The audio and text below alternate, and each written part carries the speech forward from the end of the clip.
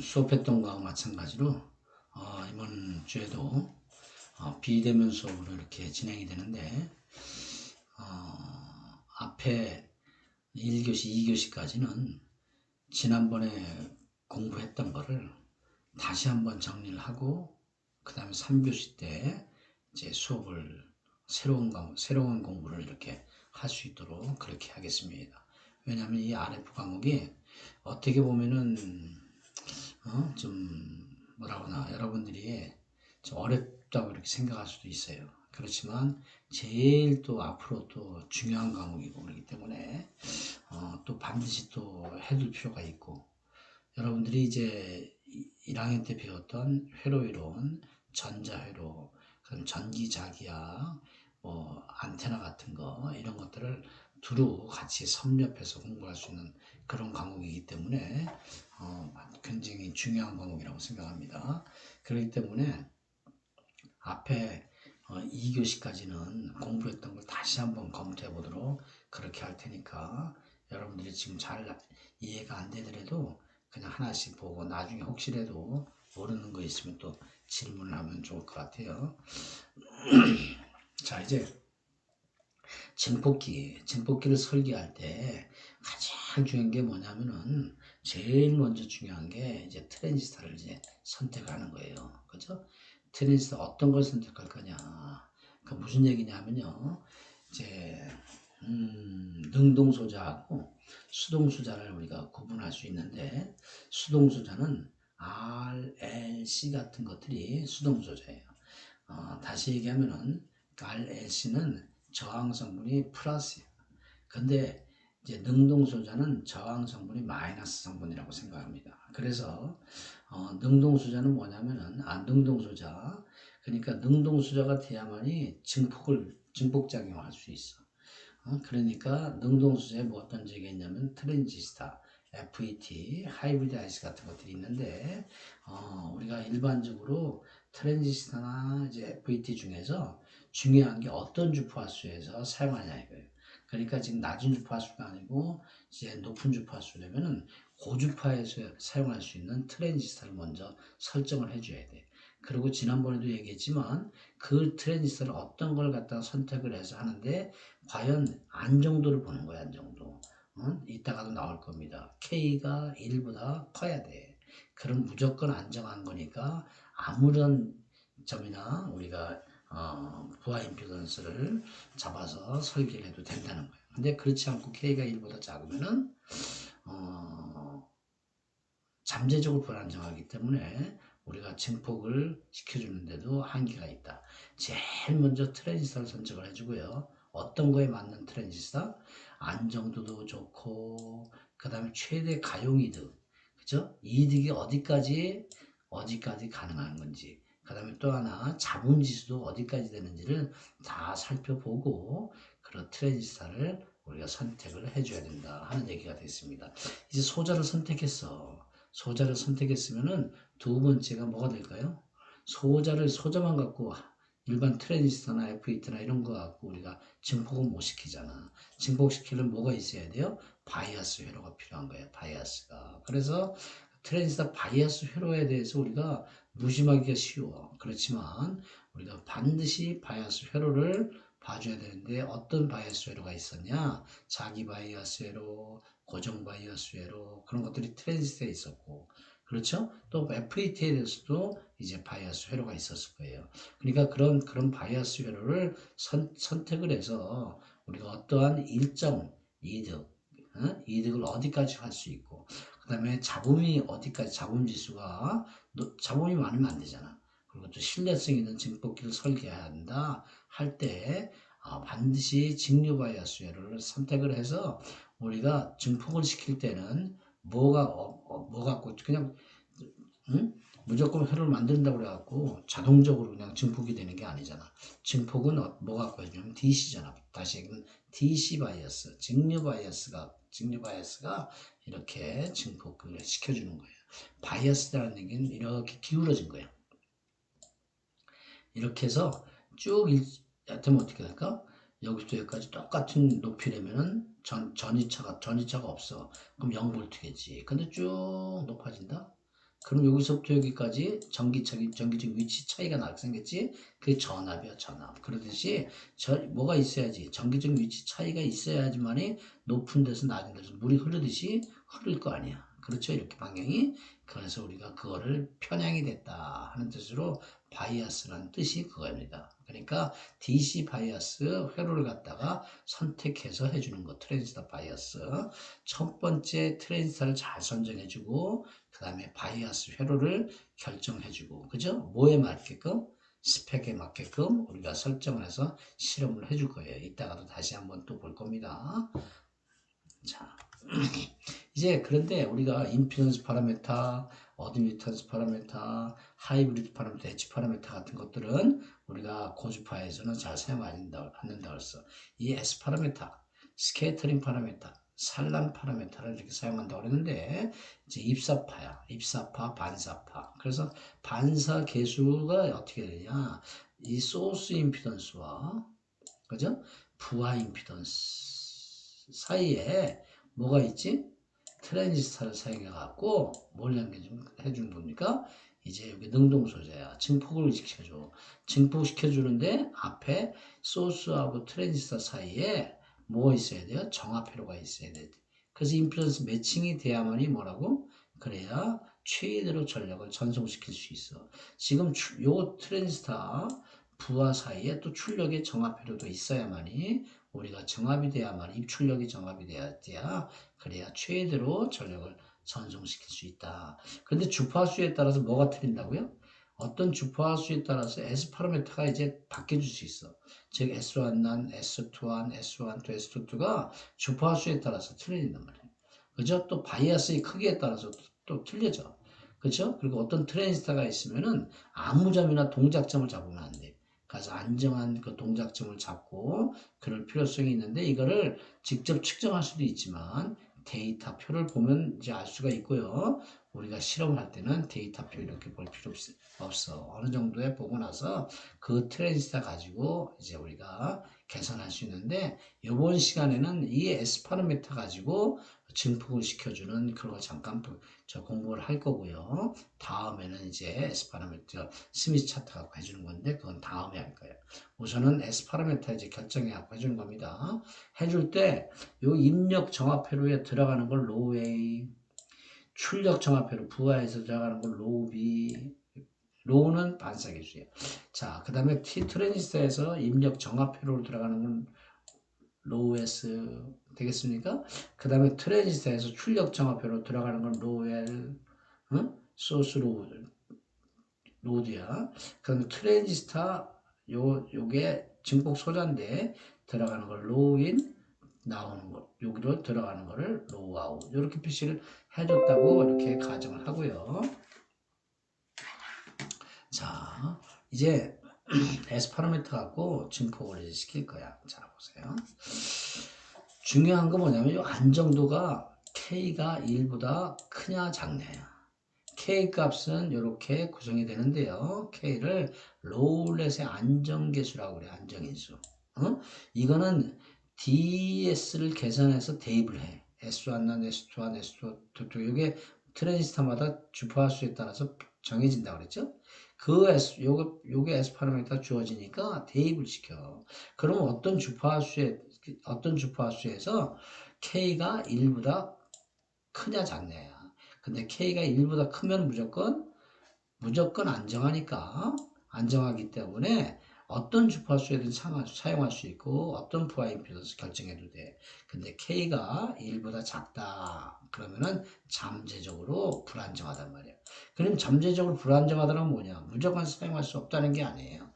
적절하게 임피던스를 선택해서 연결시켜 준다면은 우리가 사용할 수 있겠다 하는 얘기입니다. 가장 중요한 건 먼저 K가 1보다 커야 되는데 작다고 할지라도 우리가 사용할 수는 있다 하는 얘기입니다. 증폭기로서의 제일 먼저 알아야 될 거 롤렛의 안정계수가 K가 1보다 커야 된다. 자 다음 그 다음에 이용 있어. 가용이득이야. 최대로 이용할 수 있는 이득이 얼마냐. 그래서 maximum available gain이라고 그래갖고 M 최대 maximum available 이용할 수 있는 이득이 얼마냐. 이 얘기 뭐냐면은요, 이 최대 가용 이득은 다 완전하게 정합이 된 상태. 소스하고 부하 임피던스가 완전히 트랜지스터하고 이렇게 매칭이 된 상태. 그때 트랜지스터가 얻을 수 있는 최대 이득이야. 그럼 최대 이득, 이 MAG가 이제 만약에 몇 dB로 정해져 있다. 그 이상이 되는 거는 우리가 사용할 수 없다는 거지. 그 이하까지는 사용할 수 있게 되는데, 이 MAG는 요 플러스 마이너스 루트가 있죠. 여기 K가 1보다 커야만 루트가 실수가 될 거야. K가 1보다 커야 되고, 플러스 마이너스 여기에서 루트 안에 있는 요 플러스는 위에 B1이 음수가 되면은 여기 플러스가 되고, 양수가 되면 이게 마이너스가 된다는 건데, 여러분들이 그렇게 뭐 계산할 건 아니니까 이렇게 알고만 있으면 됩니다. 최대 가용이득이 뭐냐? 완전하게 정합이 된 상태에서 얻을 수 있는 최대 이득이다. 그 정도만 알고 있으면 될 것 같아요. 자, 그럼 이제 동시 복소수 정합이 지난번에도 임피던스 매칭할 때 나왔었어. 그렇죠? 복소수 정합이야. 이거는 뭐냐면 무조건 안정한 트랜지스터. 뭐죠? K가 1보다 큰 상태에서야 사용할 수 있는 겁니다. 그때 반사율을 부하 반사율과 소스 반사율을 우리가 계산하는데 어떻게 계산하냐? 부하 반사율은 공식이 이렇게 돼. 외울 필요는 없어. 자, 보세요. 요건 절대치지, 절대치는 크기야. 그럼 로에는 크기하고 각도가 나오는데, 크기는 요게 나오고, 요 플러스 마이너스는 당연히 위에가 플러스냐 마이너스냐에 따라 갖고, 그죠? 거기서 루트 앞에 부호가, 요 B2가 있잖아요. B2가 플러스면 요게 마이너스가 돼. 요게 마이너스면 플러스가 되고, 아까하고 똑같아. 각도는 C2가 나왔는데, C2가 크기하고 각도가 나옵니다. 각도가 마이너스면은 뭐라고? 반대가 플러스가 되고, 마이너스 30도야. 마이너스 30도. 마이너스 30도는 플러스 30도. 그래서 부하 반사율을 계산할 수 있어. 부하 반사율을 로우 L을 계산했으니까 로우 L을 여기다가 딱 대입하는 거야. 그러면은 뭐가 나온다고? 로우 S를 구할 수 있어. 소스 반사율을, 요거는 뭡니까? 컨주게이트입니다. 다시 이게 뭐예요? 요거는 공액이지, 공액 복소수. 컨주게이트는 어떻든 로우엘 로우에스를 구할 수 있다는 거야. 크기하고 각도를. 자, 그렇다면 어떻게 되느냐? 만약에 내가 예를 한번 들어볼게요. 예를 들어서 여러분들이 직접 계산은 할 필요가 없다고 그랬습니다. 한번 저것만 알고 있으면 돼. 아, 이렇게 되는구나. 자, 보세요. 어떤 트랜지스타를, 알겠죠?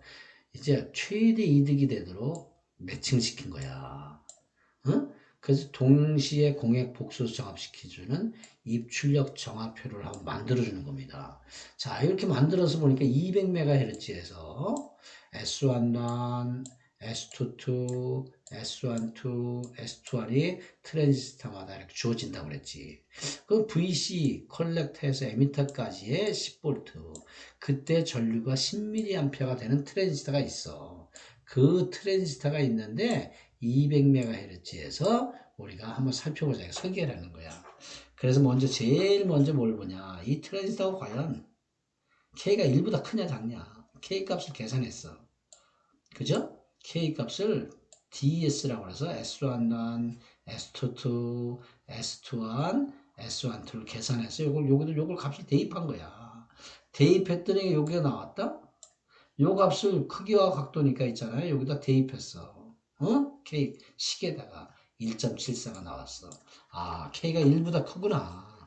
1보다 크니까 무조건 안정하다 하는 얘기를 우리가 알아두고, 무조건 안정하니까 저 증폭기로서 작용을 할 수 있는 거야. 그죠? 그 증폭기로 쓸 수 있다는 겁니다. 자.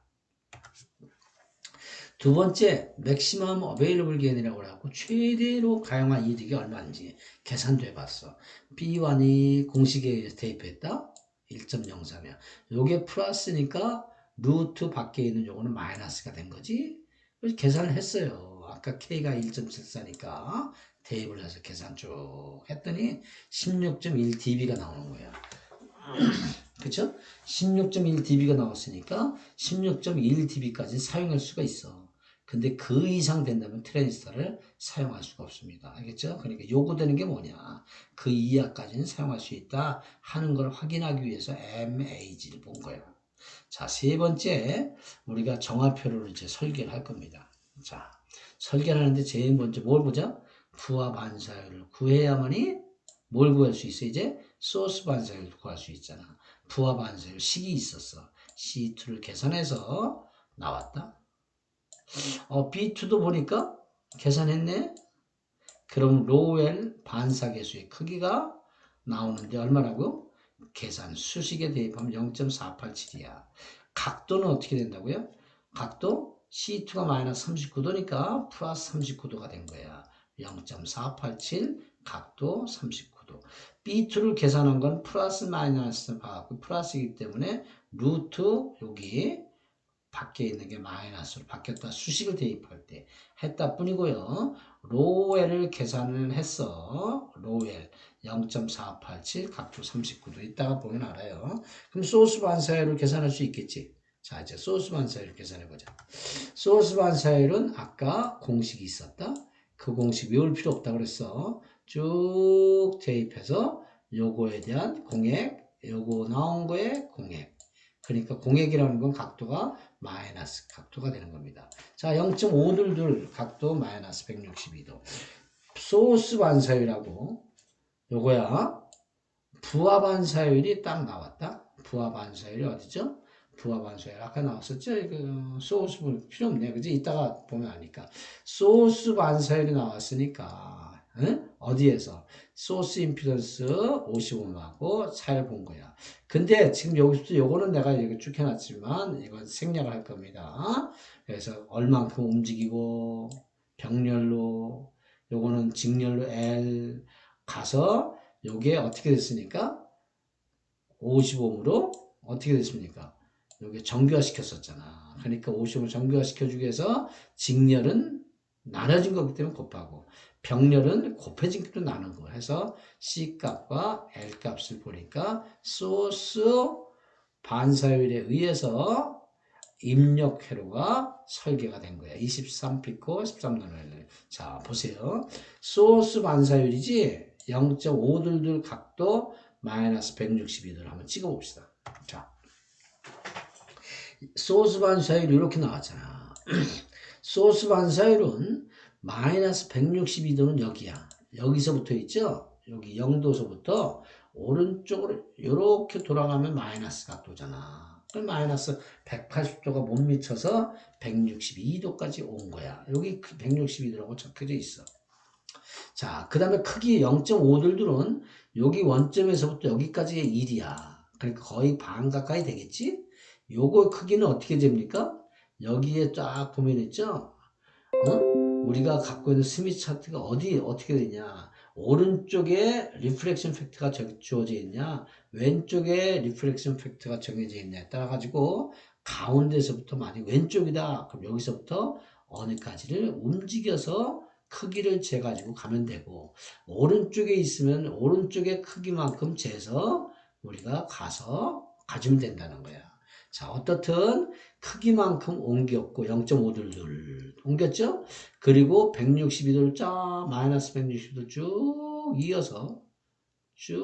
이어서 그 크기만큼 온 거를 점을 찍으면은 요 지점이 바로 소스 반사율이 이렇게 되는 소스 임피던스야. 그러면 앞에 소스 임피던스 55에서부터 요 지점까지 움직일 수 있는 건 뭐냐?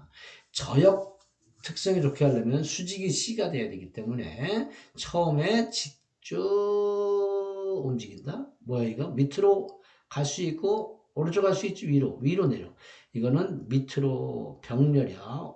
병렬 밑으로 C만큼 직렬로 이렇게 L만큼 가요. 병렬 C부터 가는 거야. 자, 그러면 C가 얼만큼 갔어요? C가 지금 요 지점은 여기지? 요 지점에서부터 요거는 요렇게 해서 쭉 해서 요렇게 해서 요렇게 한 거잖아. 요 지점이 몇 칸이냐? 계산하는 거 하는 얘기야. 아까 계산해서 병렬했었잖아요. 병렬이니까 55으로 다시 곱해졌기 때문에 나눠져야 된다는 거. 오메가 C분의 1을 계산한 거고.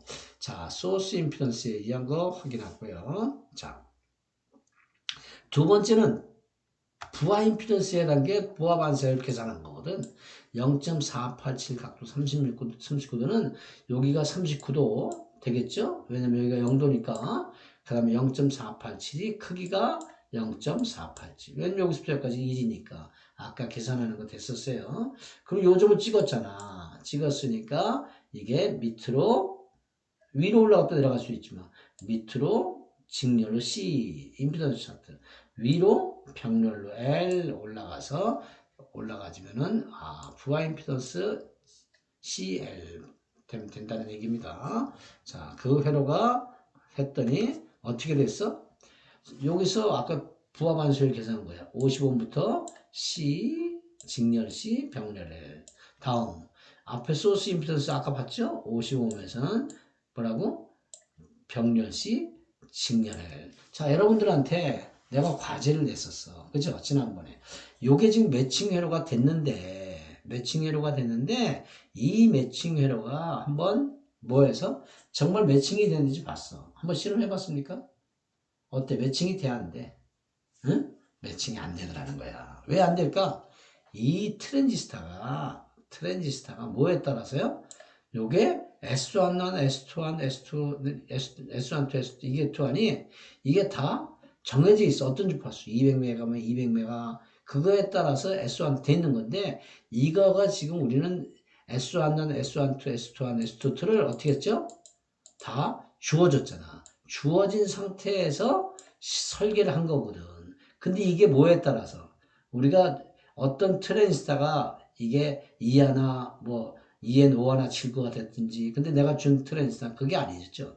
트랜지스타마다 틀린 거야. 그래서 우리가 아무거나 지금 내가 저 레포트 내준 거 왜 과제 내줬다고 한번 해보고 이렇게 하니까 되더라 안 되더라 매칭이 어떤 주파수에 대해서 어떤 트랜지스터를 사용해봐도 되겠더라 하는 거를 알기 위해서 본 겁니다. 아무거나 되는 게 아니야. 그렇죠? 그 주파수에 맞는 트랜지스터를 결정을 해줘야 돼. 그래서 그 트랜지스터를 결정해서 나중에 설계하는 거는 뭐 갖고 실험해 주겠다?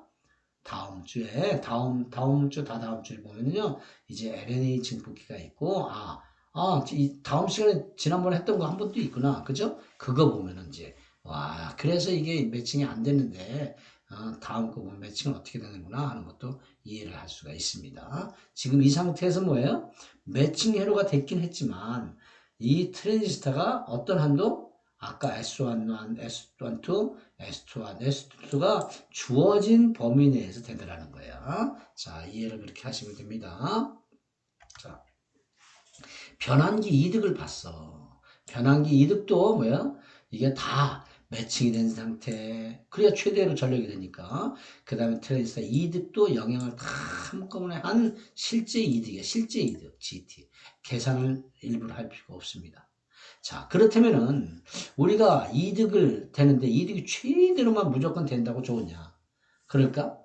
최대로 이득을 얻을 수 있는 거면 좋습니까? 왜? 최대로 이득을 얻으려면 뭐가 돼야 되죠? 자본도 막 생기고 하잖아. 그러니까 자본까지도 고려한다면은 최대로 이득을 얻을 필요가 없어. 그래서 지정된 이득, 얼마만큼만 이제 이득이 되면 되고, 자본은 조금 있어도 그래도 그냥, 되겠다. 그래, 최대 이득만은 생각하지 말라는 거야. 그죠? 그러니까 부정합된 상태, 정합이 안 된 상태에서도 이득을 얻을 수 있다는 겁니다. 그러니까 하나만 무조건 둘 다 좋을 수는 없어. 트레이드 오프가 되기 때문에 하나가 좋으면 하나가 나빠지고 하기 때문에 우리가 지정된 이득을 얻기 위한 그러한 원도가 있는데요. 그게 정이득 원도라고 그래요. 이 정이득 원도를 구하는 건 식에 의해서 쭉 나오게 되겠지만요. 이게 원점에서 또 얼마만큼 거리가 떨어진 상태에서 반지름이 얼마만큼 되냐 해서 있죠. 이러한 원으로 구성이 되는데 이 원 자체 전부 다 원 자체에 있는 게 다 뭐라고요? 이득이 똑같이 만약에 10dB면 다 10dB가 되는 정이득 원도가 나오더라는 거예요. 그래서 일정한 크기가 되는 점들의 궤적이 모여서 만들어진 원이 정이득 원이에요. 그래서 그 옥에 좀 이따 보면 나올 수가 있어. 자, 보세요. 그래서 정이득 원도를 딱 원조를 봤더니 어느 중심, 그 다음에 반지름이 얼마만큼, 그걸 요 식에 의해서 계산을 할 수 있지만 필요 없이 원의 중심이 식이 나오고요. 반지름이 나오는데 이걸 일일이 어떻게 계산하겠어. 그쵸? 그래서 어떻든 정이득 원도가 주어진다. 그려진다 하는 걸 여러분들이 알고 있고요. 아까 얘기했습니다. 원점 여기가. 그 다음에 여기 떨어진 지점. 그죠? 요게 뭐예요? 반지름이지? 반지름이 얼마고 중심이지. 원의 중심이 얼마면은 거기서부터 이렇게 그려질 거 아니야. 이 점이 여기도 될 수 있고 여기도 될 수 있고 여기 아무 점이나 된다는 거야. 거기서부터 이게 반경이 얼마냐 그거를 우리가 찾아낸다고 하면은 요 원 여기가 그려지든 이렇게 그려진지 간에 그 원은 전부 다 이득이 어떻다? 다 같은 점이 된다. 그 궤적이 정이득 원도가 되겠고요. 자, 그 다음 안정원주 선도가 있어. 안정원. 아까도 얘기했지만 K야. K가 1인 점들의 궤적이에요. K가 1인 점들의 궤적이야. 그것도 뭐를 어떻게 나온다고요? 중심이 나오고 그 다음에 반지름이 나와요. 요 식에 의해서 딱 주어지면요. 이게 요렇게 중심이 어느 지점에 중심이 나오잖아. 중심에 대해서 반지름이 어떻게 되냐? 이렇게 그려진다는 거야. 그러면 중심에서부터 반지름이 그려지면은 이것들은 다 뭐라고? 이 원들은 아까 이득 원도하고 마찬가지로 K가 1인 점들이야. K가 1. 그럼 과연 K가 1인 점들인데 K가 1이 뭐라고? 안정한 걸 갖다가 기준점을 삼아준다 그랬죠? K가 1보다 크냐, K가 1보다 크면 무조건 안정하다고 그랬었는데, K가 1보다 큰 지점은 과연 이 안에 있느냐, 밖에 있느냐 하는 거는 뭘 갖고 따져준다고요? 이게, 여기, 자, 보세요. 이렇게 반지름, 여기서부터 원점에서부터 어느 만큼 떨어져서 반지름이 주어졌다. 반지름이 쫙 주어져서 원을 그려줬어. 어느 만큼 출력 안정도원도 그려져서 만큼 떨어졌어. 이렇게 그려졌다는 얘기야. 그런데 일반적으로 S1, S22는 뭐라고요? 입력, 안정, 보기에서 있죠? 개수를 봤다. S1, 반사계수. 이것도 출력 쪽이니까 S22를 한번 딱 찾아봤다. 이 S1, S22는 뭐예요? 반사계수이기 때문에 1보다 우리가 사용하는 것들은 다 작아. 그쵸? 1보다 다 작아. 그래서 다 이 원 안에 있는 거야. 그러니까 일반적으로 이 원 안에 돼야 되는 건데 잘 보세요. 이 원이 그려졌는데 이지. 그려졌는데 그냥 듣고만 해도 돼. 이 원이 이렇게 해서 이렇게 그려지잖아. 이렇게. 이렇게 입력 안정도가. 그죠? 다음에 출력 안정도는 이렇게 그려질 거 아닙니까? 왜냐면 중심하고 반지름이 나왔기 때문에 그려지는 거야. 그런데 이 원점 있죠, 원점. 원점을 요게 요게 원 그려진 게 원점을 포함하냐, 포함하지 않냐는 거야. 이게 원점을 포함하고 있으면, 원점을 포함하고 있으면은 원 안에가 다 안정한 영역이야. 그런데 일반적으로 보면 이 원점을 다 포함하지 않아요. 그렇기 때문에 어느 부분이 원점을 포함하지 않는 건 원 K 이퀄 1인 원 밖에가 다 안정해.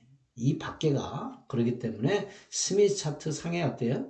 여기는 여기가 다 반사계수가 이게 1보다 작잖아. 이건 무조건 이 안에가 전체 모든 지역에서 안정하다는 거야. 이런 그림 같은 거요. 그래서 모든 지역에서 안정하다. 입력 안정도원이 반지름 되겠지? 원 나온다. 출력 안정도원도 나온다 하는 것만 알고 이제 여러분들이 그냥 들어가면 괜찮을 것 같아. 자, 입력 안정도원이 그려지고 출력 안정도원이 그려진다. 만약에 예를 들어서 이렇게 원점이 주어져 있잖아. 그죠? 여기서 입력 안정도원이 여기서 이렇게 쭉 해서 이렇게 해서 뭐가 주어져 있어? 중심이 어디다? 거기서 반지름이 이렇게 주어지겠지? 그래서 그려지는 거야. 여기서도 뭐라고? 쭉 해서 그려진 거야, 이렇게. 그죠? 이게 바로 무슨 안정도원? 출력 안정도원. 이거는 입력 안정도원이 그려지는데 원점을 포함하고 있어? 안 포함하고 있어? 원이? 안 포함하고 있잖아. 아, 이 밖에가 안정하다 하는 걸 우리가 알고 넘어가자는 겁니다. 다음에 실험할 때 하게 되니까 지금 하는 거 아니에요. 이제 적정한 잡음지수 NF라고 하는 노이즈 피겨라고 그러는데 얻기 위한 또 뭐라고? 이것도 나와. 알겠죠? 그것도 로엘이 얼마다? 로에스 요건 로에스가 소스 반사율이기 때문에 계산하면은 우리가 설계를 할 수 있다 하는 겁니다. 그러니까 그냥 공식만 이런 게 있구나. 적정한 잡음지수 노이즈 피겨도 나중에 나오게 되는 거다 하는 거를 지난번에 공부한 거를 오늘 다시 한번 봤어요. 알겠죠? 1교시 때 여러분들이 다시 한번 잠깐 이렇게 쉬면서 지금 이제 1교시 때 무엇을 공부했는가를 다시 한번 쫙 검토를 잠깐 해보시기 바랍니다. 자, 잠깐 쉬었다가 뒤에 또 다시 공부를 시작할 거예요.